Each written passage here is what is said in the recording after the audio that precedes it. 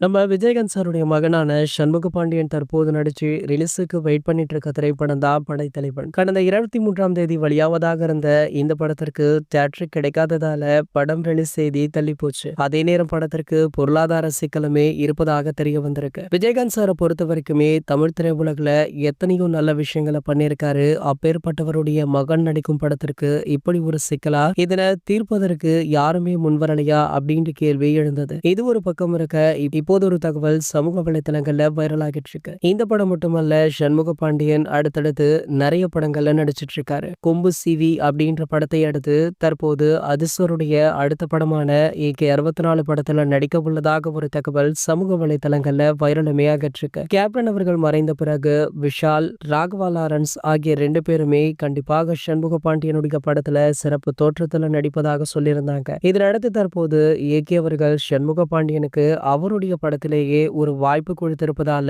பலருமே நம்ம அதிர்சரை புகழ்ந்து தள்ளிட்டும் இருக்காங்க. சோ அதிர்சருடைய அடுத்த திரைப்படத்தை நம்ம ஆதிக் ரவிச்சந்திரன் அவர்கள் டைரக்ஷன் பண்ண இருக்காரு. இந்த படத்துல தான் சண்முக பாண்டியன் அவர்கள் ஒரு சிறப்பு வேடம் ஒன்றுல நடிக்க இருக்காரா. கூடிய விரைவிலேயே இதற்கான முறையான அறிவிப்பை படக்குழுவை வெளியிடுவாங்க அப்படின்னு எதிர்பார்க்கலாம். இது போன்ற சினிமா செய்திகளை பத்தி நீங்க உடனே தெரிஞ்சுக்க நம்மளுடைய சேனலை மறக்காம சப்ஸ்கிரைப் பண்ணிக்கோங்க.